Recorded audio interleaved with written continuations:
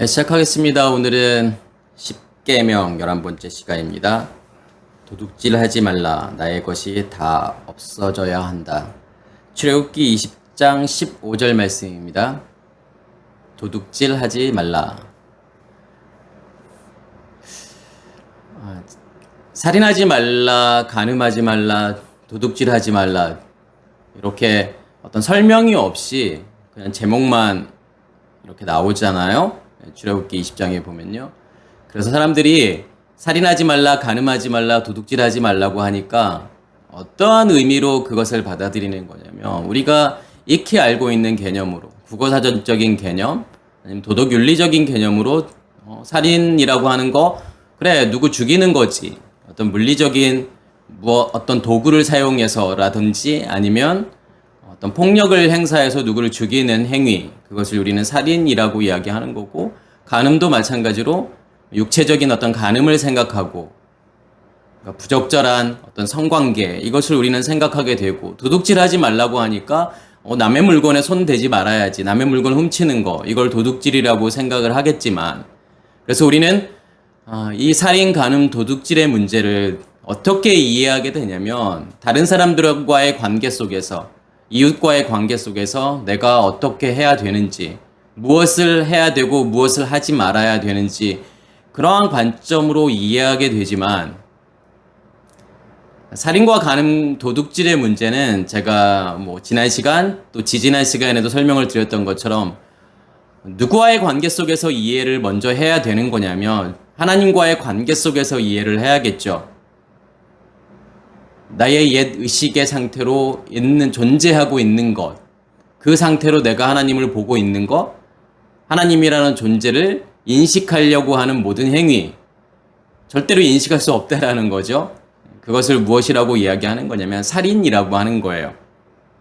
나의 의식 체계로 하나님을 인식하려고 하고 하나님을 경험하려고 하는 것, 그러한 모든 시도들, 이러한 것들을 살인이라고 이야기하는 거고 그래서 살인의 문제는 어떻게 해결이 되는 거냐면 무엇으로 해결이 되는 거냐면 내가 예수와 함께 십자가의 죽음을 죽어야만이 해결이 되는 거예요.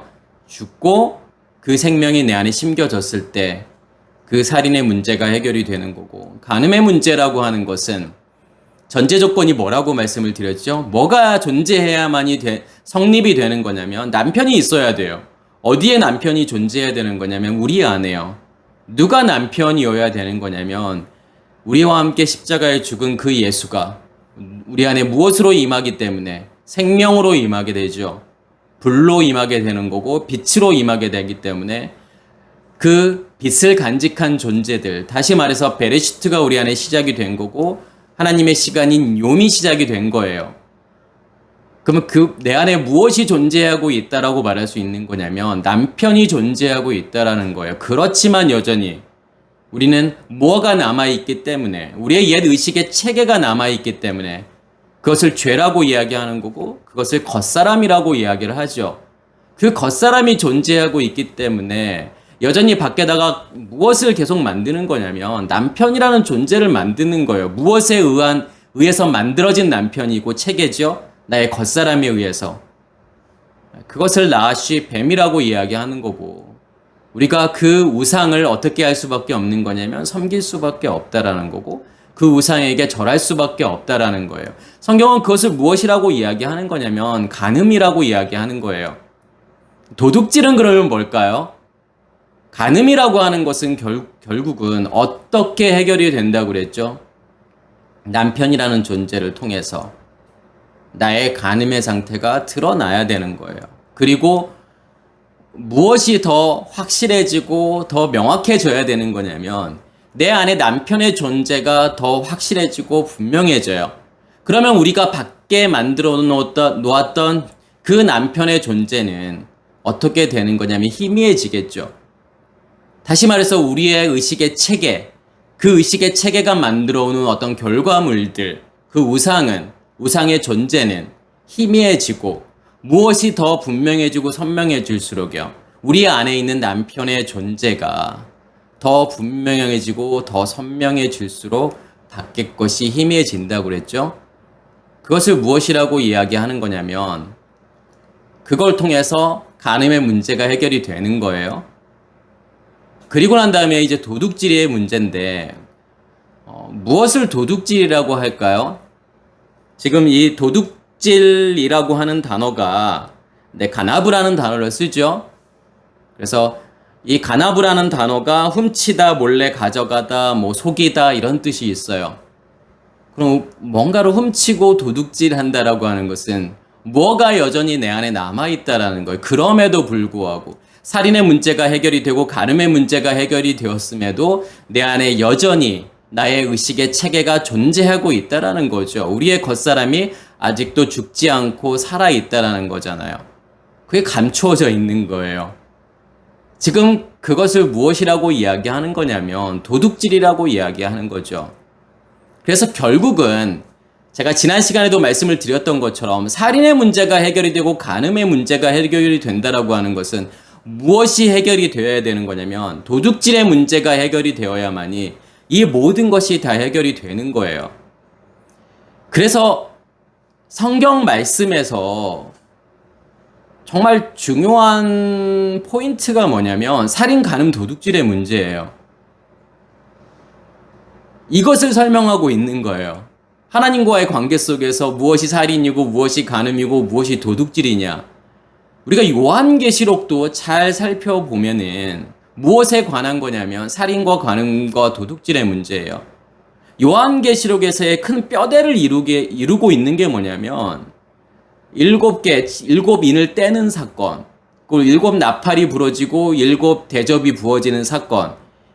이 777이 뭐냐면 요한계시록의 뼈대인데 7 인을 떼는 사건이 무엇에 관한 거냐면 살인에 관한 거고, 그리고 7 나팔이 부러지는 것은 간음에 관한 거고 7 대접이 부어지는 것은 도둑질에 관한 거라는 거예요. 제가 이 자리에서 그것을 다 설명할 수는 없지만 요한계시록 설교를 올려놨던 것을 다시 한번 보신다 그러면 그게 무슨 의미가 있는지를 아실 거예요. 왜 이게 살인과 간음과 도둑질의 문제인지를 아실 거예요.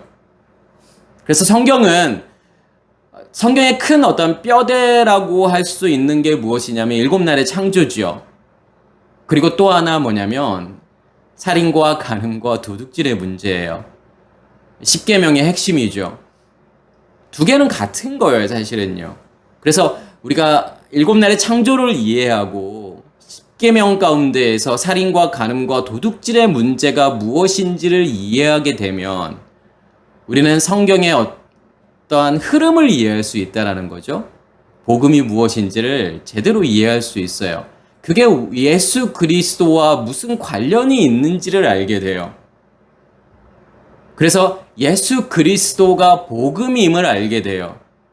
그래서 예수 그리스도라는 이름을 주신 이유는 뭐냐면 그 예수 그리스도라는 이름을 통해서 복음을 설명하는 거예요. 우리가 가야 되는 믿음의 길이 무엇인지를 설명하는 거죠.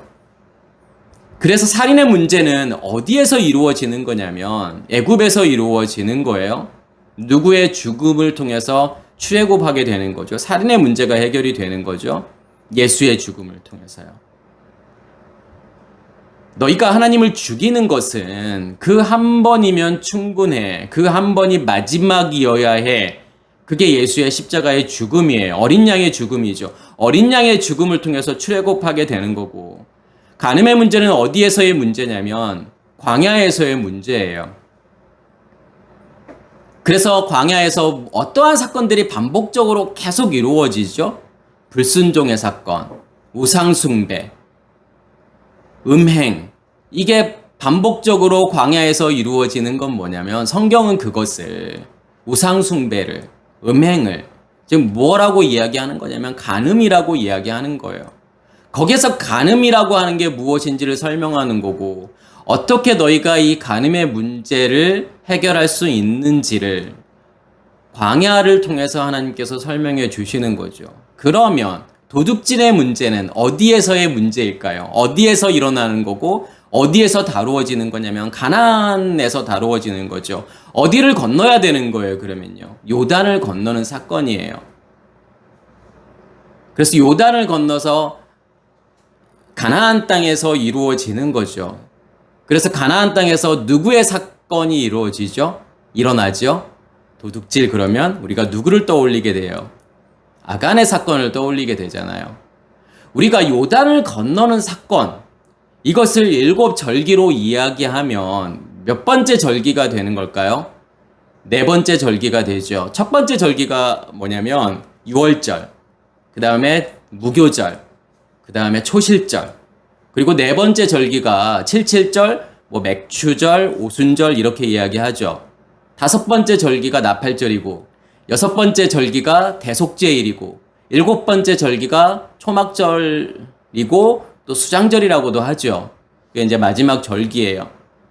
그 7절기와 7날의 창조가 맥을 같이 해요. 그래서 그게 복음이 무엇인지를 같이 설명하고 있는 건데, 우리가 요단을 건너는 사건을 무엇으로 보셔야 되는 거냐면 넷째 날로 보셔야 돼요. 그래서 넷째 날이라고 하는 것은 결국은 무엇으로 설명이 되는 거냐면 오순절로 설명이 된다고 제가 말씀을 드렸죠. 그러면 오순절의 핵심이라고 하는 것은 제가 계속 반복적으로 말씀을 드리는 거지만 방언과 통역과 예언이죠. 방언이라고 하는 것은 말씀이 나오는 거예요, 내 안에서요. 지성소로부터요. 그렇지만 처음에는 알아듣지 못하는 말씀이 나오고 그것을 내가 깨닫게 되고 이해하게 되면 그것이 통역이 되고 그 말씀을 내가 전하게 되면 그것이 예언이라고 말씀을 드렸죠. 그래서 오순절 사건 이후에 사도들이, 특히 베드로가 설교를 하는 것은 뭐냐면 방언과 통역과 예언이에요. 그게 핵심이죠. 그래서 이 도둑질의 문제는 어디에서 어떠한 사건에서 이루어지는 거냐면 오순절에서 이루어지는 거예요. 오순절이 지나고서.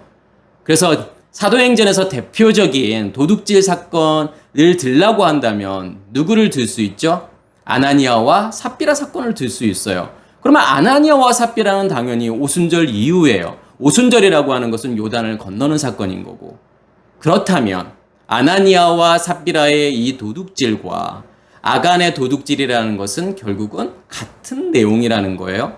그래서 오늘은 제가 그것을 중점적으로 설명을 드릴 거고, 우리가 살인, 간음, 도둑질의 문제를 또 누구와 연결해서 이렇게 설명할 수 있는 거냐면 아브라함과 이삭과 야곱을 통해서 설명할 수 있어요.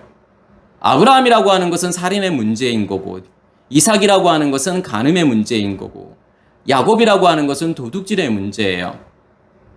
그래서 제가 무엇과 연결해서 같이 설명을 드릴 거냐면 창세기 30장에 보면 야곱이 라반, 그의 외삼촌인 라반으로부터 품삯을 받게 되잖아요. 품삯을 무엇으로 받게 되죠?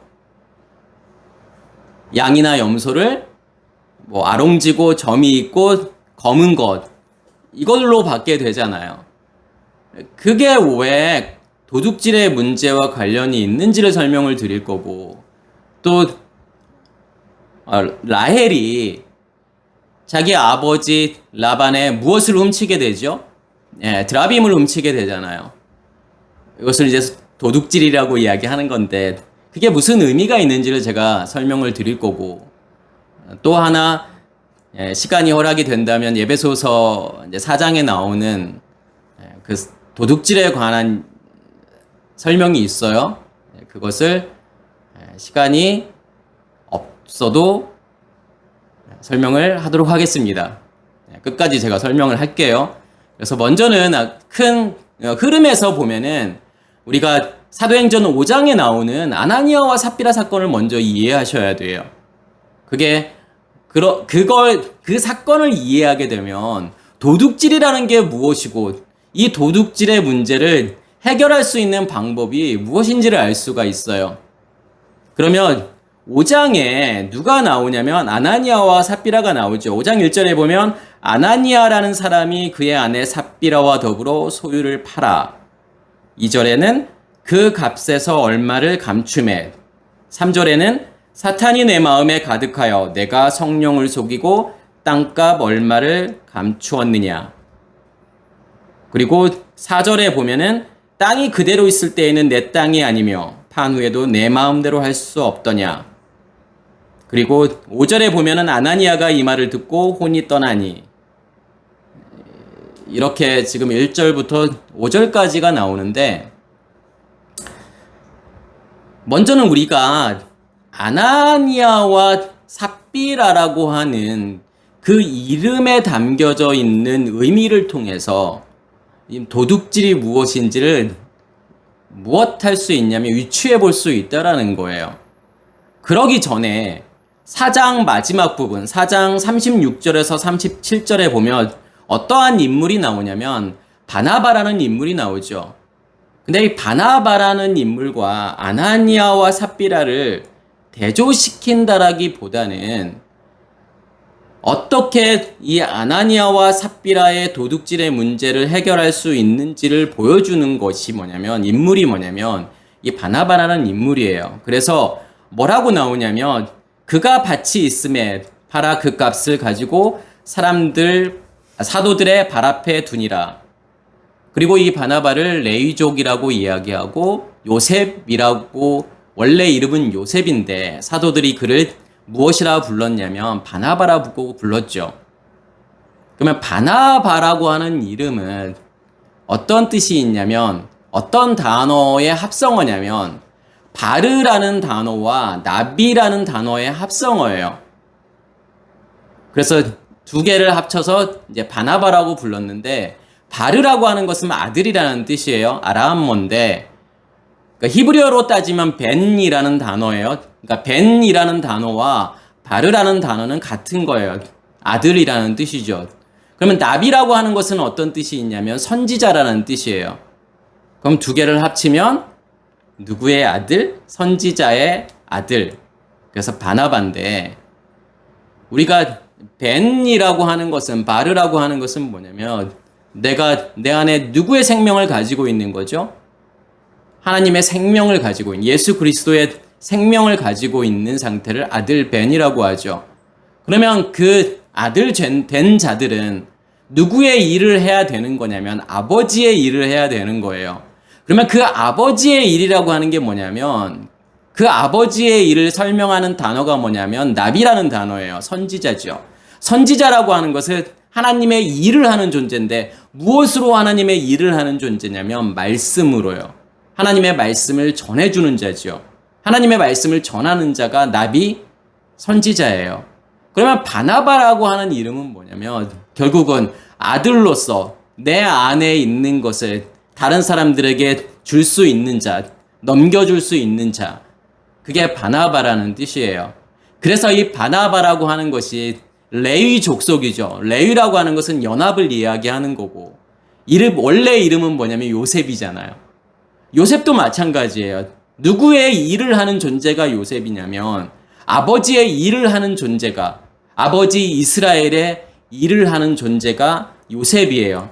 그래서 이스라엘의 12아들이 설명하는 건 뭐냐면 그 이스라엘의 상태는 무엇을 해야 되는지, 어떻게 되어야 되는지를, 그 12아들을 통해서 무엇을 완성하시는 거냐면 야곱을 완성하시는 거예요. 이스라엘을 완성하시는 거예요. 그러면 아들로서는 아버지의 일을 한다라고 하는 것은 애굽에 있는 자들을, 그들을 먹여 살리는 것이 뭐냐면 아버지의 일이죠. 그 일을 누가 하는 거예요, 지금요? 요셉이 하게 되잖아요. 그래서 원래 이름은 요셉이에요.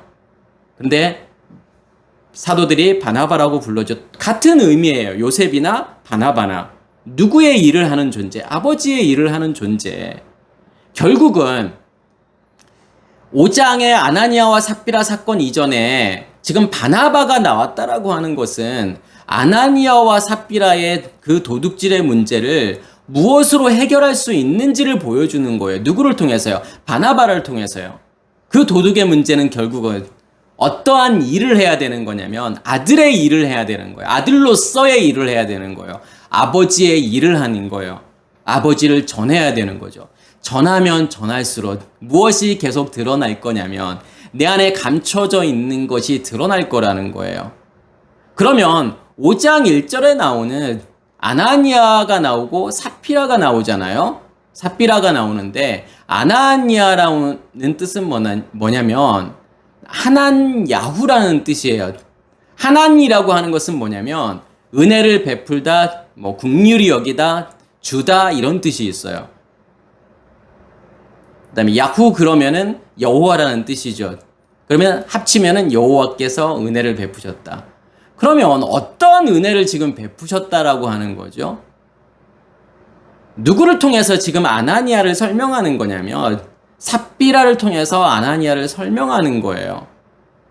그래서 성경에서는 아내들이 나오는데 이 아내들이라고 하는 존재는 누구를 설명하기 위한 존재인 거냐면 남편의 상태를 설명하기 위한 존재예요. 그러면 여호와께서 은혜를 베푸셨다라고 하는 그 아나니아라고 하는 것은 결국은 삽비라라는 걸 통해서 설명이 되어져야 되는 거죠. 그러면 삽비라라고 하는 것은 즐거움이라는 뜻이 있고 보석이라는 뜻이 있어요. 특히 사파이어라는 뜻이 있어요. 그런데 이 사피라라고 하는 단어가 어디에서 온 거냐면 사파르에서 온 단어죠. 그러면 이 사파르라고 하는 단어는 무슨 뜻이 있냐면 색이다, 조각하다라는 뜻이 있어요. 다시 말해서 무엇을 이야기하는 거냐면 하나님의 은혜를 받았다라고 하는 것은, 하나님의 긍휼이 임했다라고 하는 것은 어디를 건너는 사건을 이야기하는 거냐면 요단을 건너는 거예요. 오순절이 왔다라는 거예요.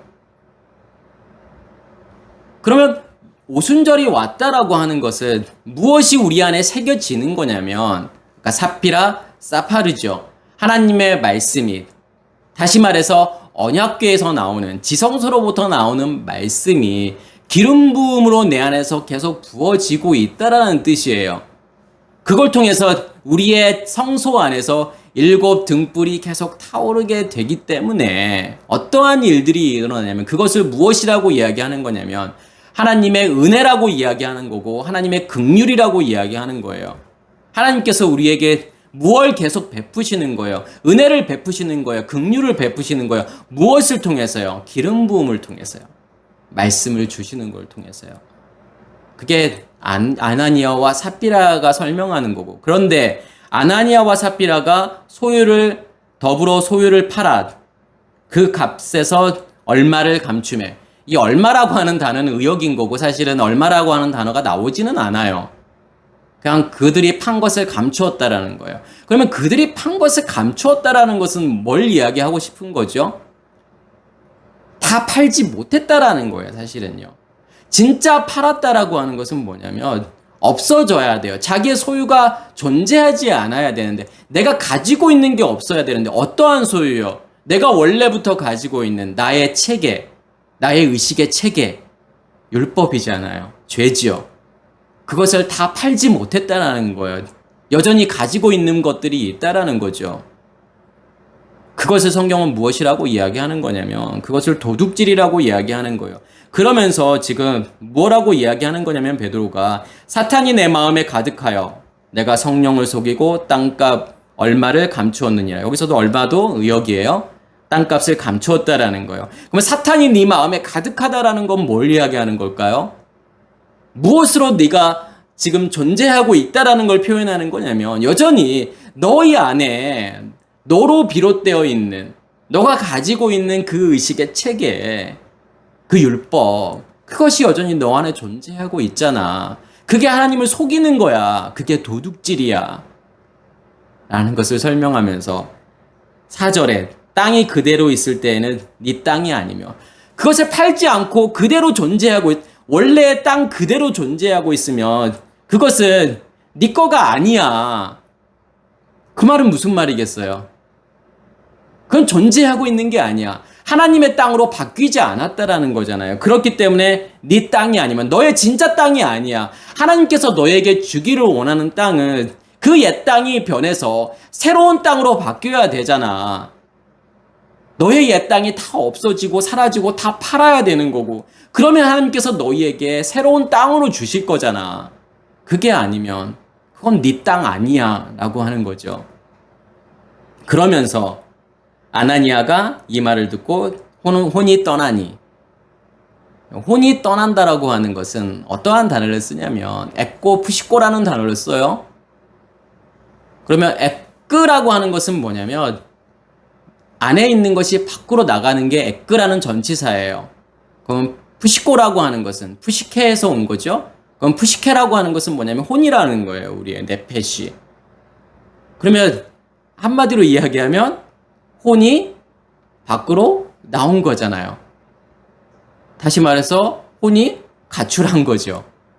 왜 성경에서는 지금 이렇게 표현을 했을까요? 그냥 죽었다라고 표현을 해도 되는데 굳이 이러한 단어를 써가지고 굳이 에크 푸시코라는 단어를 써가지고 너의 혼이, 너의 네피시가 밖으로 나왔어. 결국은 하나님께서 뭘 드러내시겠다라는 거냐면 너의 감춰져 있는 그 도둑질의 문제, 그걸 해결하시겠다는 거예요. 결국은 이 도둑질의 핵심은 결국은 뭐라는 거죠? 푸시케라는 거잖아요. 네펫이라는 거잖아요. 우리의 의식이요. 우리의 의식의 체계, 우리의 혼, 이것을 하나님께서 어떻게 하시겠다는 거냐면 밖으로 끄집어 내시겠다라는 거예요. 밖으로 끄집어내서 그것을 없애시겠다라고 하는 거예요.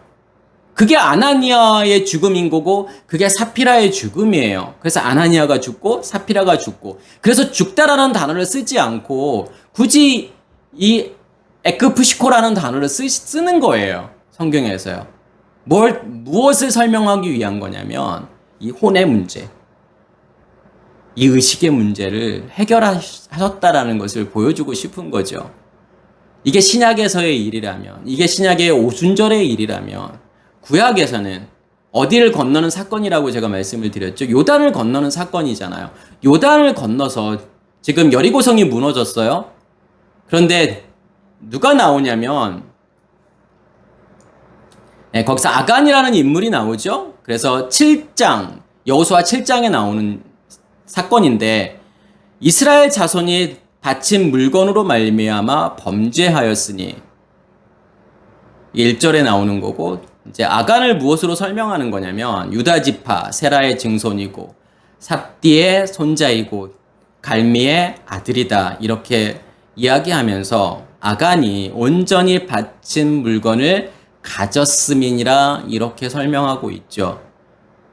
그러면 지금 아간이라고 하는 인물을 어떻게 설명하고 있는 거냐면, 그러니까 세라의 증손, 손자, 아들, 이렇게 지금 설명을 했지만 다 어떠한 단어가 쓰이는 거냐면 벤이라는 단어가 쓰이는 거예요. 그래서 세라의 아들, 삽디의 아들, 갈미의 아들. 근데 이걸 이제 의역해서 아들 그러니까 할아버지, 뭐 증조 할아버지, 이제 이렇게 생각을 한 거겠죠. 번역을 한 거죠. 그래서 이 세라라고 하는 단어, 삽디라고 하는 단어, 갈미라고 하는 이 단어는 결국은 누구를 설명하기 위한 거냐면 아간을 설명하기 위한 거예요. 그래서 성경에서 누구의 뭐 손자, 누구의 아들, 이런 말들이 많이 나오잖아요. 선지자를 설명할 때도 그는 누구의 손자이고 누구의 아들이고. 그러면 이 인물을 설명하기 위해서 그 아버지가 나오고 할아버지가 나오고 그러는 거예요. 마치 뭐와 같냐면 야곱이 누구인지, 야곱의 상태가 무엇인지를 설명하려면 누구를 통해서 설명이 되어져야 되는 거냐면 그의 아버지인 이삭을 통해서, 그리고 그의 할아버지인 아브라함을 통해서 설명이 되어져야 되는 부분이에요. 그러면 세라라고 하는 것은 뭐냐면 제라흐라는 단어인데 빛이 떠오르다, 아니면 자궁에서 생명이 태어나다, 이런 뜻이고, 삽디라고 하는 것은 뭐냐면 여호와의 선물이라는 뜻이에요. 여호와께서 주시다. 그러면 내 안에 생명이 간직이 되고, 그러면 어떠한 선물을 내가 받게 되는 거죠? 선물이라고 하는 것은요, 아까 삽비라라는 걸 통해서 제가 설명을 드렸잖아요. 삽비라가 아니라 아나니아를 통해서요. 아나니아라고 하는 뜻도 하나님께서 주시다라는 거예요. 여호와께서 주시다, 여호와께서 은혜를 베푸시다, 여호와께서 긍휼을 베푸시다라는 뜻이에요. 같은 의미라고 생각하면 돼요. 삽디라는 걸 통해서요. 그리고 갈미라고 하는 것은 뭐냐면 이게 케렘에서 온 단어인데, 케렘이라고 하는 것은 포도나무, 포도밭을 이야기하는 거예요. 그러면 이 포도나무, 포도밭은 지금 어디를 설명하는 거냐면 하나님께서 선물을 주셨다. 어떤 선물을 주신 거냐면 요단을 건너는 선물을 주신 거죠. 그러면 요단에서의 건너고 가나안 땅에서의 기업을 지금 무엇이라고 이야기하는 거냐면 케렘이라고 이야기하는 거예요. 그러한 과정 속에서 지금 누구를 설명하는 거냐면 아간이라고 하는 인물을 설명하는 거예요. 그러면 아간이라고 하는 것은 악한이라는 뜻인데 골치 아픈, 괴로운, 근심하다, 걱정하다, 괴로워하다라는 뜻이에요. 하나님께서 은혜를 베푸셔서 이제 요단을 건너서 가나안 땅으로 들어왔지만 여전히 우리 안에 뭐가 남아있다라고 하는 거냐면 악한이라고 하는 게 남아있는 거예요. 슬픔이 있고 괴로움이 있고 걱정, 근심이 존재하고 있다라는 거예요. 뭐가 존재하고 있기 때문에요. 괴로움이 있을까요? 걱정이 있고 근심이 있을까요? 여전히 내 안에 나의 옛 의식이 존재하기 때문에요. 우리의 겉사람이 존재하기 때문에 그런 거예요. 근데 지금 성경에서 뭐라고 이야기하는 거냐면 온전히 바친 물건을 가졌음이라. 그럼 여기서 온전히 바친 물건이라고 하는 단어가 헤렘이라는 단어를 써요. 근데 이 헤렘이라는 단어가 뭐 그물 어망이라는 뜻도 있고 드림이라고 하는 뜻도 있고 또 온전히 받쳐진 것이라는 뜻도 있고 뭐 진멸해야 될 것이라는 뜻도 있어요. 왜 그러냐면 이게 하람에서 온 단어인데 하람이라고 하는 뜻이 뭐냐면 좀 세 가지로 좀 분류할 수 있어요. 첫 번째는 뭐냐면 닫다, 가두다, 보이지 않게 하다. 또 두 번째는 뭐냐면 멸하다, 파괴하다. 또 세 번째는 뭐냐면 봉헌하다, 신들에게 바치다. 드리다라는 거예요. 신에게 드리다, 온전히 바치다 이런 뜻이 있어요. 되게 상반되어 있는 뜻들이 존재하고 있죠. 전혀 비슷하지 않은 뜻들이 존재하고 있어요. 그래서 우리가 성경에서 어떠한 단어가 나올 때 그 단어는 몇 가지, 한두 가지 의미로 해석되는 단어도 있지만 뭐 열 몇 가지의 뜻도 있는 단어들이 있어요. 전혀 상반되게 보이는 뜻들도 있어요. 그러면 우리는 그 중에서 열 몇 가지 되는 뭐 그 뜻 중에서 하나를 픽업해서 이것을 설명하려고 하면 안 된다라는 거예요. 왜냐하면 그 단어는 이 모든 뜻을 다 담고 있는, 이 모든 뜻으로 다 설명되어져야 하는 단어예요. 뭔가를 가두는 거죠. 가둬서 뭘 하는 거냐면 다 없애고 진멸한다라는 거예요. 그렇게 되어졌을 때 그것이 온전히 받쳐지는 거예요. 그래서 이 하람이라는 단어가 지금 여호수아서에 되게 많이 나와요. 하나님께서 어떨 때는 야, 다 죽여, 다 진멸해, 다 없애라고 하잖아요. 모든 살아있는, 숨쉬는 모든 것들, 어린아이로부터 뭐 노인까지, 짐승까지 다 죽여. 그렇게 말했다가 어떨 때는 이거 온전히 바쳐야 돼 라고 하죠. 그런데 이 두 가지 의미가 같은 단어예요. 하람이라고 하는 단어를 써요. 그러면 결국은 뭐겠어요?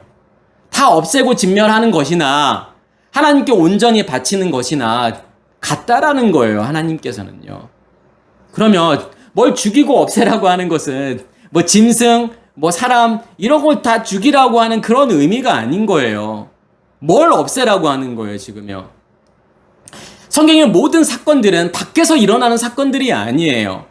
다 어디 가운데, 어디 안에서 이루어지는 사건들이냐면 우리 안에서 이루어지는 사건들이에요. 그럼 무엇을 지금 하나님께서 진멸하라고 하는 거죠? 다 없애라고 하는 거죠? 숨쉬는 모든 네페시들을 다 없애라고 하는 것은요. 우리의 겉사람이요. 우리의 네페시, 혼, 의식이요. 나로 존재하는 그 의식이요. 그것을 다 진멸하라고 하는 거잖아. 그것이 다 없어지고 진멸되어졌을 때 하나님께서는 무엇이라고 말하는 거냐면 그래, 너희가 온전히 나에게 드렸어라고 말하는 거예요. 하나님께 온전히 드리고 싶으면 뭘 하셔야 돼요, 그러면요? 어떻게 하나님께 온전히 드릴 수 있어요? 우리도 지금 하나님께 뭔가를 온전히 막 드리려고 노력하잖아요. 좋은 것 하나님께 드리려고 하잖아요. 11조도 드리고요. 감사헌금도 드리고요. 절기헌금도 드리고요. 내 목숨까지도 하나님께 드리겠다고요? 선교를 통해서요? 그런 불모지에 가서요? 이슬람 그런 권에 가서요? 그게 하나님께 온전히 드리는 건가요? 그게 아니라 뭐가 죽어야 하나님께 온전히 드려지게 되는 거냐면 나의 것이 죽어야 되는 거예요. 나의 것이 죽지 않고 살아있는데 내가 보이는 무언가로 어떤 행위나 어떤 물질로 하나님께 온전히 드리려고 하면 하나님은 절대로 받으실 수 없는 거예요. 왜 그러냐면 그건 가인의 것이니까요. 아벨의 것이라고 하는 것은 자기의 죽음으로 드리는 거예요. 그래야 하나님께서 받으실 수 있는 거예요. 나의 것으로 드리면 절대로 받지 않으세요, 하나님께서요. 그래서 다 진멸하라고 하는 거예요. 그게 온전히 바쳐지는 거니까요. 그럼 여기에서 아간이 하나님께 온전히 바치지 못했다라고 하는 것은 뭐예요? 죽지 않았다라는 거잖아요. 아직 아간의 상태로 존재하고 있는 거예요. 아직도 괴로움의 상태로. 아직도 근심, 걱정, 이 상태로 존재하고 있는 거예요. 그래서 어디에서 패하게 되는 거냐면 아이성에서 패하게 되잖아요. 아간이 죽고 나니까 아이성을 이기게 되죠. 아이라고 하는 뜻은 패어라는 뜻이에요. 다 진멸하는 거예요. 그래서 하나님께서 여리고와 아이성이라고 하는 걸 통해서 도둑질의 문제를 보여주시는 거고, 앞으로 이스라엘 백성들이 가나안 땅에서 어떠한 일들이 이루어지는지를 미리 예표하는 거예요. 미리 보여주시는 거예요. 무슨 사건으로요? 여리고 사건과 아이성 사건으로 보여주시는 거예요. 결국은 이 가나안 땅에서 무엇을 해결하시겠다라고 하는 거냐면 도둑질의 문제를 하나님께서 해결하시겠다라는 거잖아요. 그래서 11절에 보면 이스라엘이 범죄하여 내가 그들에게 명한 나의 언약을 어겼으며 또한 그들이 온전히 바친 물건을 가져가고 도둑질하여 속이고 그것을 그들의 물건 가운데 두었느니라. 나의 언약을 어겼다라는 거예요. 하나님의 언약의 핵심은 뭐죠? 죽음이잖아요. 십자가란 말이에요.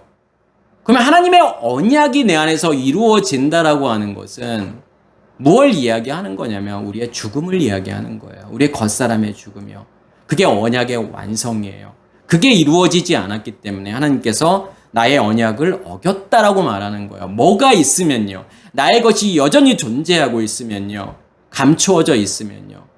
도둑질의 상태이기 때문에 도둑질의 상태에 머물러 있으면 하나님의 언약이 이루어지지 않는 거라고 하나님께서 말씀하시는 거고, 그거 도둑질이야. 너희가 나의 것을 훔친 거야.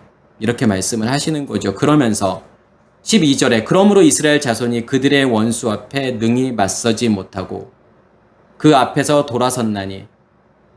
원수가 누구예요, 그러면요? 그 가나안 칠족속들이 누구를 이야기하는 거예요? 우리의 겉사람을 이야기하는 거잖아요.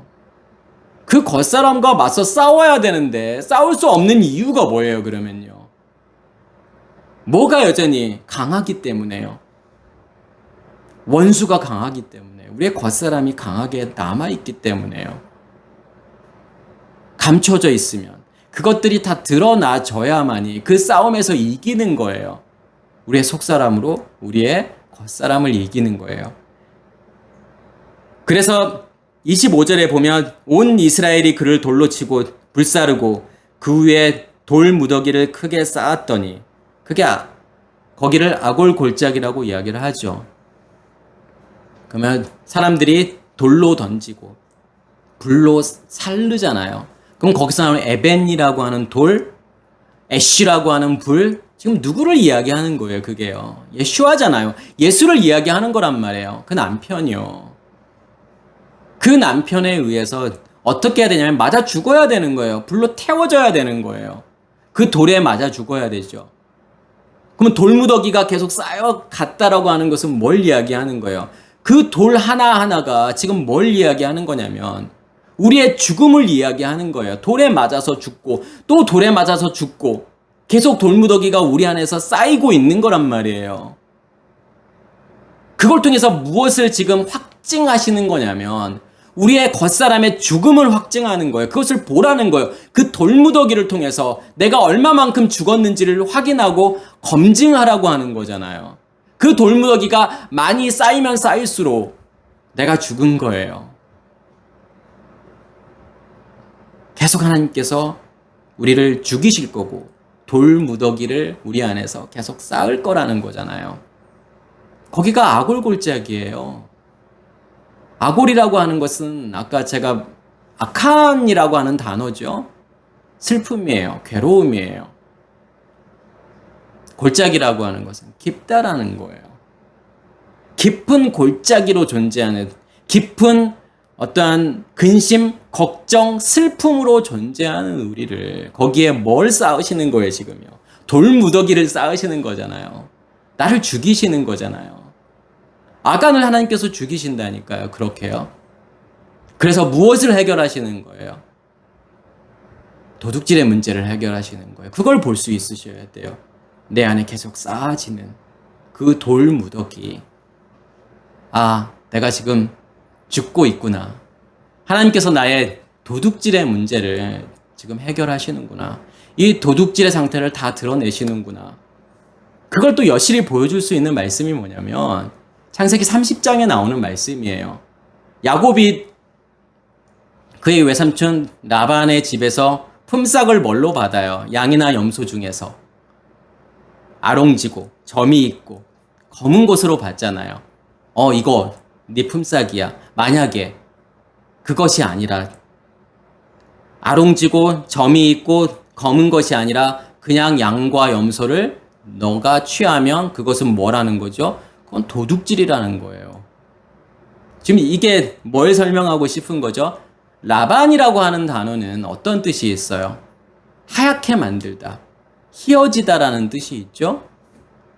그래서 어떤 뜻이 있냐면 속죄하다, 깨끗하게 하다라는 뜻도 있지만 어떤 뜻이 있냐면 벽돌을 굽다, 벽돌을 쌓다 이런 뜻이 있어요.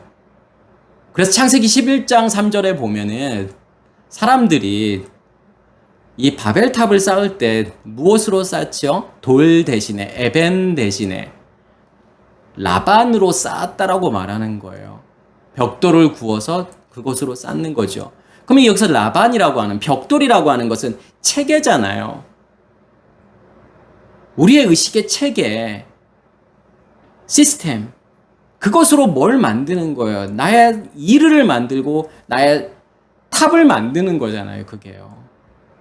그럼 라반이라고 하는 것은, 라반이라고 하는 걸 통해서 뭘 보여주고 싶은 거냐면, 우리는 라반, 야곱 그러면 전혀 다른 존재라고 생각하지만 그것을 같이 보실 수 있으셔야 돼요.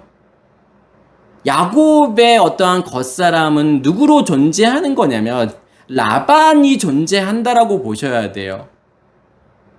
그래서 라반이라고 하는 걸 통해서 누구를 설명하는 거냐면 지금 야곱을 설명하는 거예요. 야곱 안에 그 라반이라고 하는 게 존재하고 있다라는 거예요. 그러면 그 양과 염소가 무엇으로 드러나져야 되는 거예요, 그러면요. 그냥 양과 염소로 가지고 있으면 겉으로는 하얘 보이고 온전해 보이지만 그 속은 안 그렇다라는 거예요. 그러면 그 안에 가지고 있는 게 뭐예요? 겉으로는 멀쩡한, 온전한 양처럼 보이고 염소처럼 보이지만 그 안에는 아롱지고 점이 있고 검은 것이, 얼룩진 것이 들어가 있다라는 거잖아요. 그게 드러나야 돼요. 그게 드러나야만이 그것이 무엇으로 존재하게 되는 거냐면 품삯으로 존재하는 거예요. 야곱의 것이 되는 거예요, 그게요. 라반의 것으로 그냥 있으면 도둑질이에요. 그런데 그 상태가 아롱지고 점이 있고 검은 것으로 드러나져야 돼요. 야, 그 상태로 그냥 있으면 그거 도둑질이잖아. 근데 드러나게 되면 그거 네 거가 되는 거야. 우리도 마찬가지예요. 우리 안에 아롱지고 점이 있고 검은 것이 들어가 있어요. 아롱지다라고 하는 것이 나코드인데 점이 찍히다라는 거예요. 그래서 곰팡이가 핀 떡을 설명할 때도 이 나코드라는 단어가 들어가요. 곰팡이 핀 거예요. 또 점이 있다라고 하는 것은 뭐냐면 탈라라는 단어를 쓰는데 탈라가 헝겊으로 대다, 수선하다, 미봉하다라는 뜻이 있어요. 온전히 새 것으로 만드는 게 아니라 그냥 기워놓은 거예요.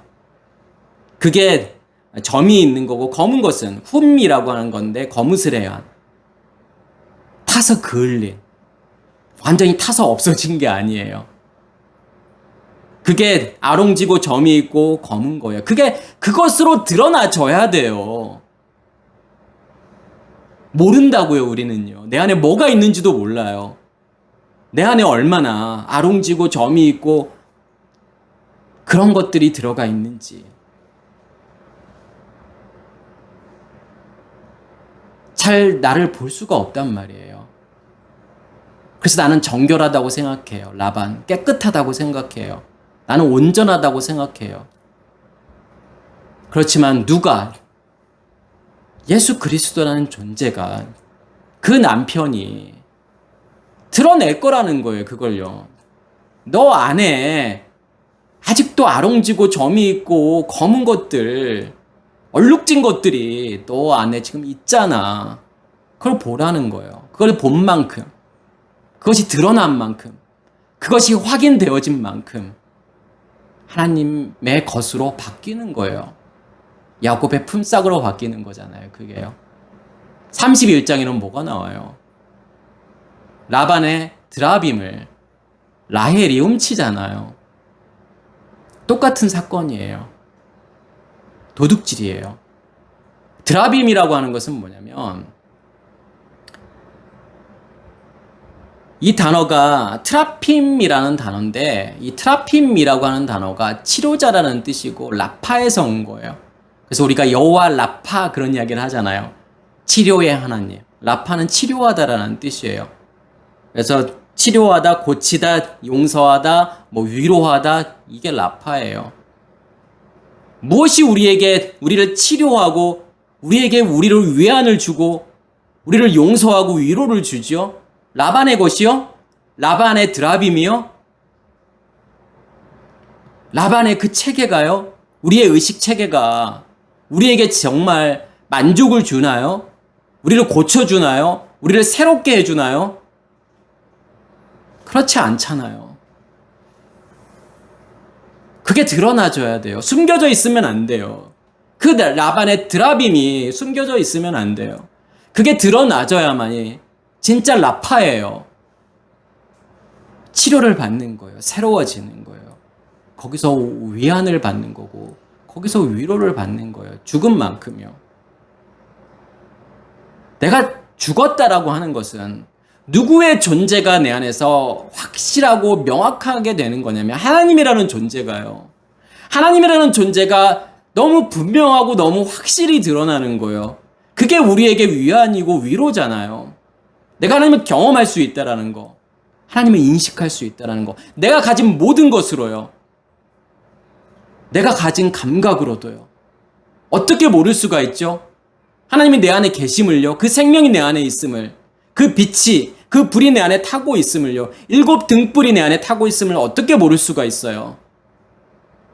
그리고 말씀으로도 계속 우리에게 설명해 주는데요. 모든 것으로 경험하라는 거예요. 검증하라고 하는 거잖아요. 뭐가 있음을요. 내 안에 하나님이라는 존재가 있음을요. 검증하라고 하는 거예요. 그래서요. 그래야만이 뭐가 드러나요. 계속요. 우리 안에 있는 그 라반의 드라빔이 드러나는 거예요. 그건 우리를 치료하지 못한다니까요. 잠시 우리에게 위안을 줄 수 있을지 몰라도 종교는요. 그런 거예요. 잠시 우리에게 위안을 주고 평안을 주고 그것이 샬롬이라고 착각할 수 있지만 진정한 샬롬이 아니라니까요. 그때뿐이에요. 막 찬양 집회 가고 뜨겁고 내가 뜨겁다고 생각하는데 그때뿐이잖아요. 그게 지속이 되나요? 절대로 그렇게 되는 게 아니죠. 제가 하나만 하고도 마칠게요. 예배소서 4장에 나오는 말씀이에요. 28절에 보면은 도둑질하는 자는 다시 도둑질하지 말고 돌이켜 가난한 자에게 구제할 수 있도록 자기 손으로 수고하여 선한 일을 하라. 사실은 도둑질의 문제를 어떻게 해결할 수 있는지를 보여주는 말씀이에요. 어떻게 해야 되면 가난한 자들에게 구제할 수 있도록 자기 손으로 수고하여 선한 일을 하라는 거예요. 너 안에 있는 것을 주라는 거잖아요. 그러므로 뭘 드러내시는 거냐면 우리 안에 있는 도둑질을 드러내시는 거예요. 그게 창세기 2장에 나오죠. 아담이 짐승들에게 이름을 주잖아요. 쉔을 주잖아요. 첫째 날과 둘째 날의 것이죠. 그리고 여자에게 뭘 주는 거예요?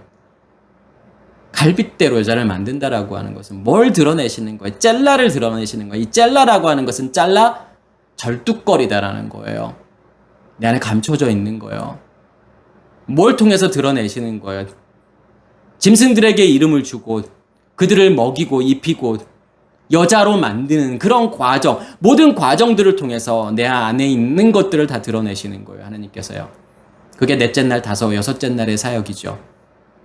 누구나 그런 일들을 해야 된다는 거고. 그래서 25절에 보면 거짓을 버리고 각각 그 이웃과 더불어 참된 것을 말하라. 진리를 말하는 거예요. 진리를 주라는 거잖아요. 26절에 보면 분을 내어도 죄를 짓지 말며 해가 지도록 분을 품지 말고. 이게 무슨 말일까요? 분을 내어도 죄를 짓지 말라? 그런 방법이 있을까요? 화를 막 내는데 죄는 짓지 말래요. 어떻게 해야 화를 막 내면서도 죄를 안 지을 수 있을까요? 좋은 방법이 있을까요? 그러면서 뭐라고 말하냐면 해가 지도록 분을 품지 말고 그날이 지나기 전에 그 사람과 네가 화냈어? 그럼 그 사람과 화해해. 다 풀어버려. 그러면 죄가 안 되는 건가요? 시간의 문제인가요? 시간의 분량의 문제인가요? 어느 시간이 지나도록 계속 분을 품고 있으면 죄가 되는 거지만 일정 시간이 지나게 되면 화를 내도 죄가 안 되는 건가요, 지금요? 그 이야기가 아니라 해가 지도록 분을 품지 말라고 하는 것은 의역이고 직역을 하게 되면 너희의 분노 위에 해가 지지 않게 하라는 거예요. 이 분노라고 하는 단어가 오르기조라는 단어를 쓰죠.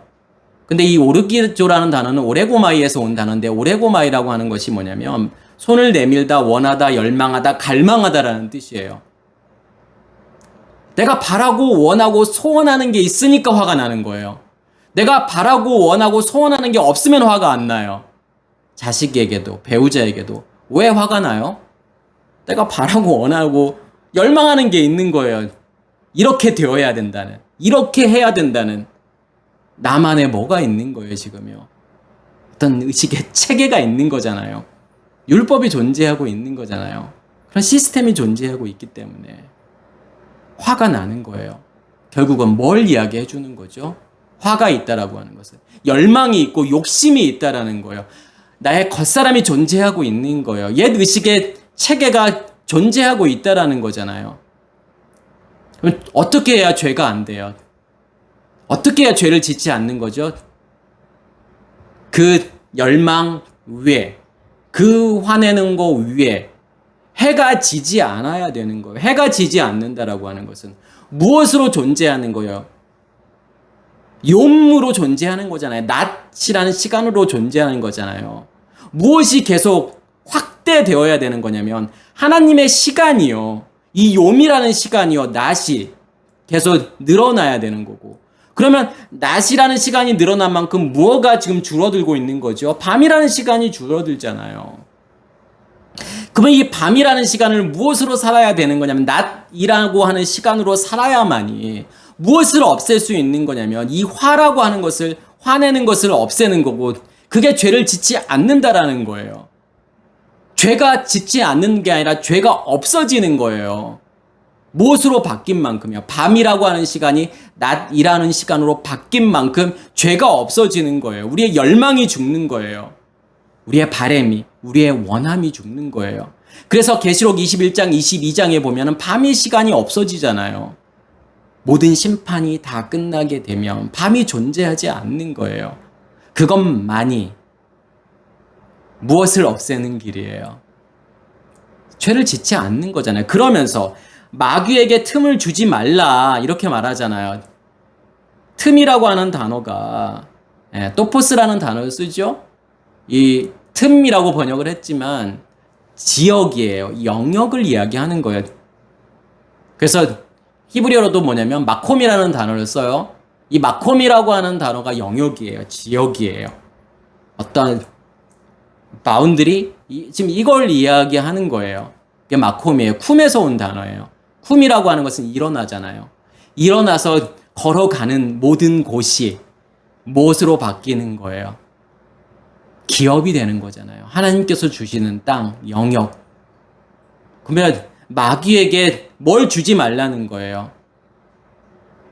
영역을 주지 말라는 거. 어떤 영역이요? 마귀가 가지고 있는 그 영역은 밤이라는 시간이잖아요. 그러면 마귀에게 지금 어떤 틈을 주지 말라면 어떻게 해야 틈을 안 줘요? 막 철야를 해야 되나요? 교회에서 막 살다시피 해야 되나요? 계속 말씀 읽고 말씀 계속 듣고 기도하고 막 그렇게 살아야 되나요? 기도원에서 막 살아야 되나요? 금식하면서 막 살아야 되나요? 그래야 마귀에게 틈을 주지 않는 건가요? 죄 지을 틈을 안 주는 건가요? 지금 그러한 이야기가 아닌 거예요. 마귀라고 하는 것은 우리의 옛 의식의 체계잖아요. 우리의 겉사람을 이야기하는 거잖아요. 그 영역을 계속 좁히는 거예요. 어떠한 영역이 많이 증가하고 늘어날수록요. 하나님의 영역이 늘어날수록요. 그게 마귀에게 틈을 주지 말라는 거예요. 아까 제가 말씀을 드렸던 것처럼 무엇으로 살으라는 거죠? 낮이라는 시간으로 살라고 하는 거예요. 그래야만이 우리 안에 있는 무엇가 드러나게 되는 거냐면 도둑질의 문제가 드러나게 되는 거예요. 내 안에 아롱지고 얼룩지고 흠이 있고 점이 있고 검은 것들, 이런 것들이 다 드러나게 되는 거예요. 전부 드러나야 되는 거예요. 그게요. 하나님께서는 우리에게 이 물리적인 시간, 이 3차원의 시공간이라고 하는 걸 통해서 무엇을 계속 드러내실 거냐면 우리 안에 간직되어져 있는 것을 다 드러내실 거라는 거예요. 그게 다 드러나야만이 결국은 온전히 살인의 문제, 간음의 문제가 해결이 된다라는 거죠. 그러면 다음 시간에는 뭐냐면 이러한 관점으로 살인의 문제, 간음의 문제, 도둑질의 문제가 남아있으면 어떤 일이 일어날 거며 이러한 것들이 해결이 되어야 어떠한 일을 할 수 있는지를 설명하는 게 뭐냐면 9번째 계명이고 10번째 계명이에요. 오늘 말씀을 통해서 우리가 계속 볼 수 있어야 되는 건 뭐냐면 나에게 살인의 문제가 해결이 되었을까? 여전히 내가 살인이라고 하는 것에 그 상태로 살고 있는 걸까? 그러면 간음의 문제가, 도둑질의 문제가 정말 해결이 되었을까? 이것을 볼 수 있는 우리 모두가 되기를 간절히 소원합니다. 마치겠습니다.